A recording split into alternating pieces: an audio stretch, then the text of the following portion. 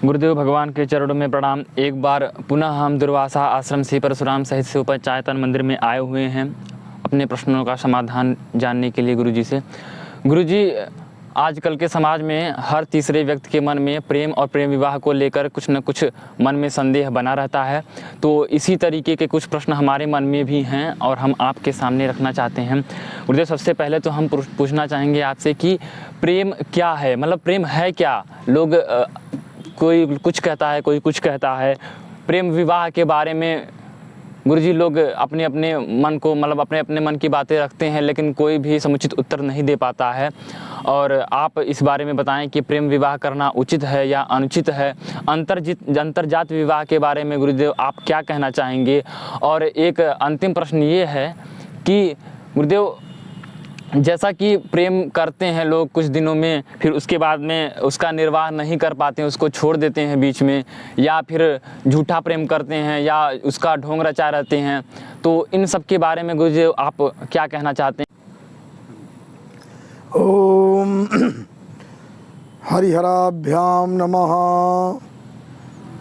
वाणी विनायकाभ्याम नमः। आज प्रेम का प्रश्न आया है और कि प्रेम शब्द का क्या अर्थ है, क्योंकि आजकल देखा जाता है कि प्रेम शब्द को लोग दूषित कर रहे हैं। प्रेम शब्द की जो मर्यादा है उसको ही समाप्त करने में लगे हुए।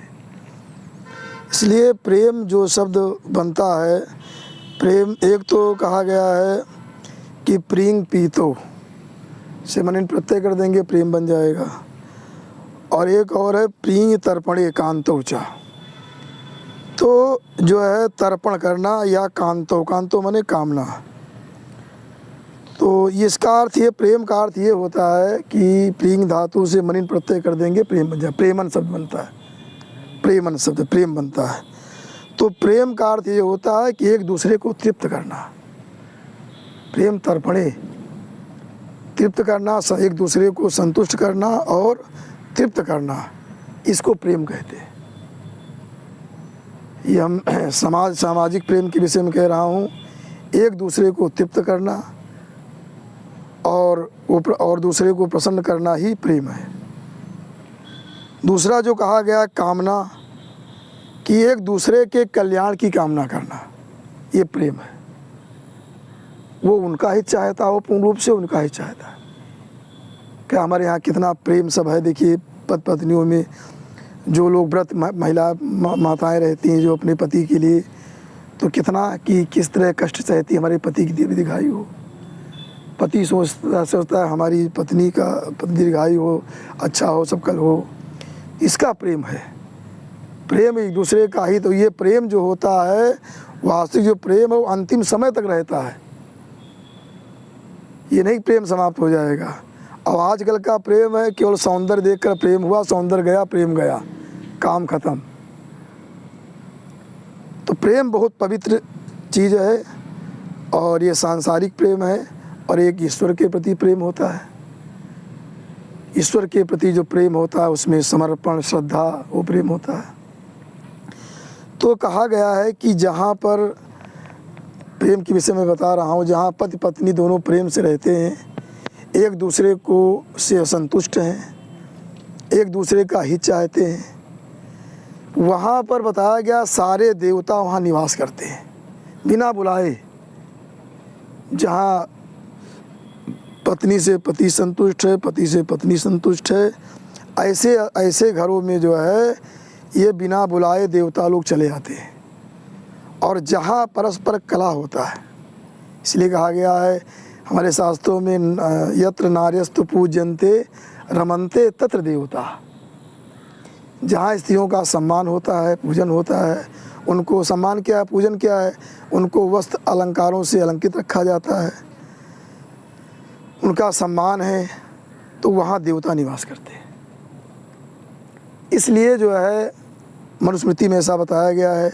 और जहाँ पर ये पति पत्नी में कलह शुरू हो जाता है, विवाद शुरू हो जाता है, परस्पर जो है जहाँ नारियों का सम्मान नहीं है, वहाँ पर क्या होता है, भूत प्रेत पिशाच आकर निवास करते हैं।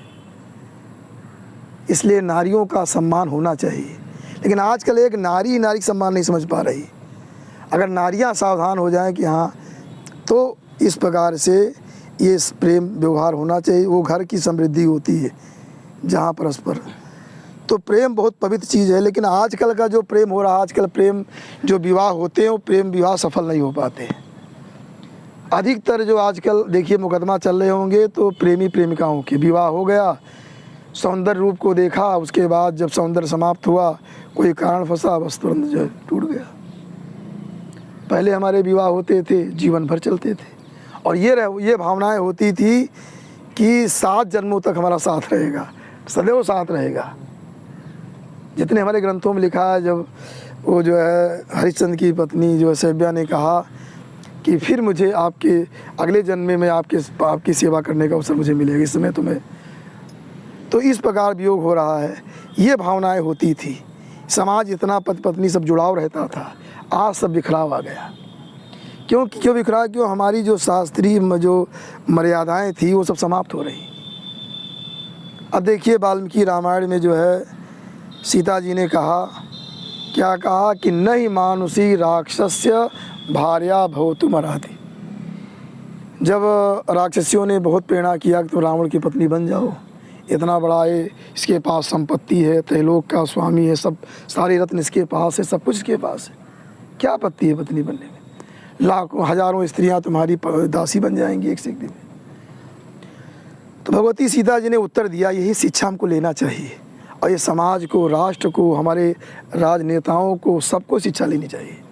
भगवती सीता जी ने कहा कि नहीं मानुषी राक्षस्य भार्या भवतुम अर्हति। मनुष्य जात की स्त्री कभी राक्षस की भार्या नहीं हो सकती थी। ये सीधे अंतरजातीय विवाह का निषेध किया गया।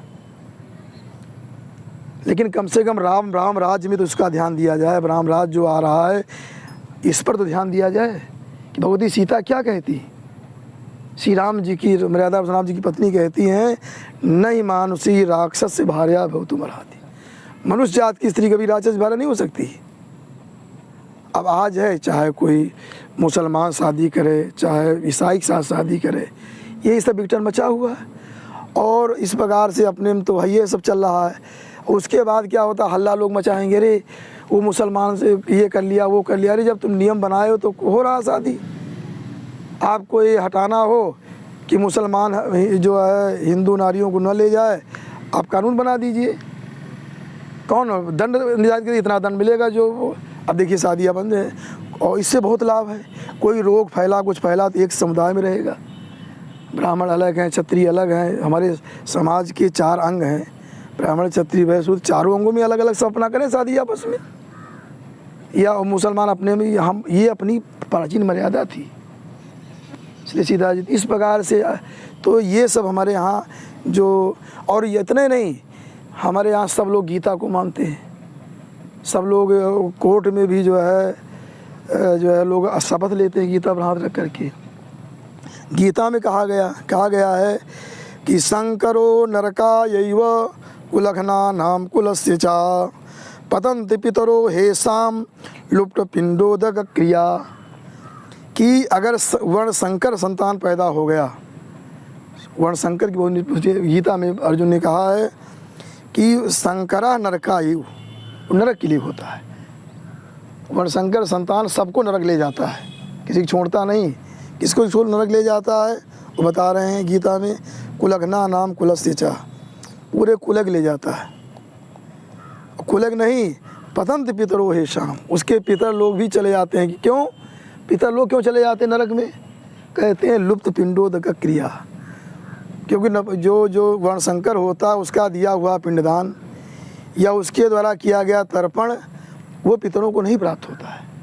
पितर भी नरक चले जाते हैं, ये गीता में बताया गया है। इसलिए जो है कहते हैं इस तरह क्या होता है, धीरे धीरे वर्णशंकर संतान पैदा होती है। फिर उत्साद्यन्ते जाति धर्मा कुल धर्मा शाश्वता। उसके बाद होता क्या है कि जाति धर्म नष्ट हो जाता है। जाति गई, पहले हम लोग पढ़ते थे जिस देश जाति में जन्म लिया बलिदान उसी पर हो जामे, को प्रार्थना की हम लोग छोटे। अब आज जात शब्द हट गया, और जात बात इतना प्रबल है लेकिन जात शब्द हटा दिया गया। तो कहने मतलब ये है, तो जाति धर्म नष्ट हो रहे हैं, सब जाति के अलग अलग धर्म थे, अलग अलग सबकी मर्यादाएं थी, और कुल धर्मा शाश्वत, कुल धर्म शाश्वत जो थी वो सब नष्ट हो रहे हैं। इसका परिणाम क्या होता है? कहते हैं कि उत्सन्न कुल धर्माणाम मनुष्याणाम जनार्दना नरके नियतम वासो भवत्यनु सुश्रुमा। अर्जुन ने कहा ऐसा हमने शास्त्रों में सुना है कि जहाँ पर ये कुल धर्म जाति धर्म सब नष्ट हो जाते हैं, वो मनुष्य सब नरक में नियत ही उनका नरक में वास होता है। इस प्रकार कहीं ऐसा, इस प्रकार से जो मर्यादाएं हैं इसको हमको ध्यान देना चाहिए कि, और देखिए तो अपनी जात परंपरा, अब जैसे वो लोग कहते हैं, ज़्यादातर लोग कहते हैं, श्री कृष्ण का उदाहरण देते हैं। श्री कृष्ण ने प्रेम विवाह किया, तो प्रेम विवाह भाई हम लोग भगवान का आचरण करें, भगवान ने प्रेम विवाह किया तो हम क्यों ना करें? लेकिन भाई विचार करना चाहिए, श्री कृष्ण का जो प्रेम विवाह हुआ कैसे हुआ कि श्री नारद जी वहाँ जाते थे और रुक्मिणी जी को, जब रुक्मिणी जी गौरी जी का पूजन करने जाती थी तो वहाँ उनको श्री कृष्ण की महिमा सुनाते थे, और श्री कृष्ण के पास जाकर रुक्मिणी जी का गुण गाते थे। तो एक दूसरे के अच्छे गुणों के नाते, न कि केवल वो अच्छे गुणों को देख करके, और इस तरह वहाँ पर ये जो हुआ। और दूसरी बात, दोनों एक जात की थी, रुक्मिणी भी क्षत्रिय जात की थी और भगवान श्री कृष्ण भी क्षत्रिय जात के थे। और इसलिए जो वहाँ पर ये जो भगवान वहाँ गए और लेकिन उस वहाँ प्रेम विवाह क्या था? ऐसा प्रेम विवाह नहीं था। रुक्मिणी जी की जो माता पिता ये चाहते थे कि हमारी कन्या का विवाह श्री कृष्ण के साथ हो, उसका बड़ा भाई विरोध कर रहा, रुक्मिणी भी विरोध कर रहा था, और वहाँ के सारे नगरवासी भी चाहते थे। अरे सारे नगरवासियों ने अपना पूर्ण न्यौछावर कर दिया कि रुक्मिणी का विवाह श्री कृष्ण के साथ हो। वहाँ ये स्थिति थी, उसको पूरी स्थिति समझना चाहिए। तब भगवान श्री कृष्ण वहाँ गए और कहा गया, श्लोक आया कि श्रुत्वा भुवन सुंदर सिण्वतां ते निर्विष्ट कर्ण विवरैर्हरतोंगतापम रूपम दृशां दिशिमतामखिलार्थलाभम त्वय्यच्युता विशति चित्रम पत्रपम में।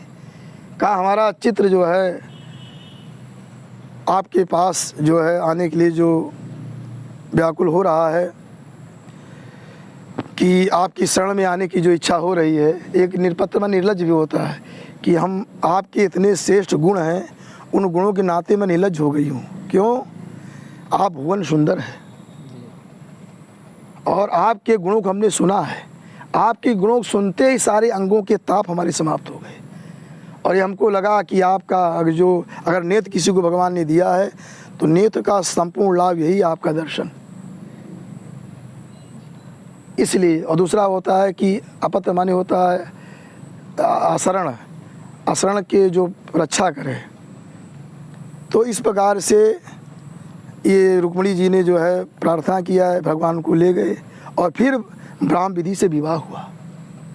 इसलिए ऐसा प्रेम विवाह अगर करना है, आप समझ रहे हैं, क्योंकि आजकल लोग सयाने हो जाते हैं, ज़्यादा उम्र पर विवाह हो रहा है। अगर तुम्हारे पसंद कोई आ गया, लड़की ठीक है इसमें सारे गुण, या लड़की को कोई लड़का पसंद आ गया इसमें सारे अच्छे गुण हैं, ये जो है नशा से मुक्त है, नशा नहीं है, मदिरा पान नहीं करता है, सरकार का जो है मदिरा से लाभ नहीं करा रहा है, और सारे जो है अच्छे गुण हैं, तो अपने माता पिता से कह करके और शादी कर लीजिए, वो विवाह। लेकिन ये नहीं कि मनमुखी माता पिता ने सरकार उनको छोड़ करके आप विवाह कर लें, तो ये विवाह गलत माना जाएगा। क्योंकि पहले कम अवस्था में शादी होती थी, माता पिता कर देते थे, लेकिन अब अगर अवस्था ज़्यादा हो चुकी है, समझदार लोग हो गए, तो समझो, लेकिन अच्छे गुणों को समझो, केवल सौंदर्य रूप को देख करके नहीं। क्यों? सौंदर्य रूप कोई अस्थायी नहीं, सौंदर्य बने रहेगा। कितने सौंदर्य चले जाते हैं, एक ऐसी बीमारी आ गई, शरीर एकदम काला पड़ गया, अब क्या करोगे? तो इस प्रकार से सौंदर्य को केवल देख करके, अच्छे गुणों को देख करके, और फिर अगर प्रेम करते हैं अच्छी, तो उसको प्रेम को अपने माता पिता के द्वारा मिल करके शादी कर लीजिए। इस तरह का प्रेम विवाह तो ठीक है। और दूसरी हमने बताया कि अपनी एक जातिगत व्यवस्था होनी चाहिए। और कहीं कहीं जो लोग कहते हैं ऐसे जो अंतर जाति विवाह हुए, तो वहाँ विवाह में ये मनुष्यों के लिए व्यवस्था बताई गई, चारों वर्णों के लिए, ब्राह्मण क्षत्रिय वैश्य शूद्र के लिए। मनु जी ने भी कहा है कि एक ही वर्ण में शादी होनी चाहिए, अन्य वर्ण में नहीं होना चाहिए। और जो पहले जो थे वो ऋषियों पर नियम नहीं लागू होते हैं। कहीं कहीं अगर ऐसा हुआ है, क्यों लिखा है कि ऋषिभ्यो पितरा जाता पितृभ्यो देव मानवा, ऋषियों से पितर हुए हैं, पितरों से देव मानव हुए हैं। तो मानव के लिए सारे नियम बताए गए हैं। वो अपवाद रूप में कहीं हुआ, अपवाद एक सिद्धांत नहीं बन जाता है। उसमें कोई ऐसे गुण थे, जैसे जमदग्नि जी का विवाह जो है उनकी कन्या से हुआ, जो विश्वामित्र की बहन के साथ हुआ, तो उसमें कुछ ऐसे गुण, ऐसी परिस्थितियाँ थी, ऐसा उस समय उनके पास ऋषियों में तपोबल था, तो वो हो जाता था। लेकिन अब नियम, अब ये वो सिद्धांत नहीं है, उसको अपवाद रूप में कहा जा सकता है। सिद्धांत यही है, तभी आपका उन्नति होगी। और इससे बहुत सारा लाभ है कि अगर मान लिया कि एक रोग कोई बढ़ा, उसी एक जात में रह गया, धीरे धीरे उसको समाप्त कर दिया गया। तो इस प्रकार से ये जात व्यवस्था जो वर्ग विभाग किया गया, बहुत उत्तम विभाग था। विभाग के द्वारा ही उन्नति को प्राप्ति होती है। इस प्रकार से ये जो तुम्हारे प्रश्न थे, और दूसरी जो तो कहा कि जो कोई प्रेम जाल में फंसा करके फिर छोड़ दिया, या ये जो होते हैं, इसे कहते हैं विश्वासघात। और विश्वासघात बहुत बड़ा अपराध है। कहा गया है कि और पापों का प्रायश्चित है, लेकिन जो विश्वासघात करता है उस पाप का कोई प्रायश्चित नहीं। तो विश्वासघात बहुत बड़ा दोष होता है। इस प्रकार से, और भगवान सबके अंदर हैं, हम लोग जानते हैं भगवान सब जगह व्यापक हैं। इसलिए जिससे हम प्रेम करते हैं उसके अंदर भगवत तत्व को देखें, वो उसके अंदर देखें, तब ये प्रेम जब ईश्वर से जुड़ जाएगा, वो प्रेम साकार होता है। वो प्रेम और बहुत आगे तक ले जाता है। आज भी देखिए, अब वशिष्ठ जी की पत्नी अरुंधति हैं, सदैव रहेंगी, कल्पांतर तक रहेंगी। तो इस प्रकार से अगर आप चाहते हैं कि हम पति पत्नी बने रहें, तो शास्त्रीय मर्यादा में आना पड़ेगा। पति पत्नी बने रहेंगे, अगर जी की पत्नी वो रहेंगी वहीं से बने रहेंगे। तो इस प्रकार से ये जो हम लोग शास्त्रीय मर्यादा पर अगर चलेंगे तो सब कुछ अच्छा होगा। और कोई समाधान हो गया, कुछ और चाहते हैं? नहीं गुरुदेव, हम पूर्णतया संतुष्ट हैं आपके उत्तरों से। और अगर आगे हमारे पास हम सोचेंगे कि कोई और प्रश्न हो तो फिर हम आपके पास आएंगे पुनः।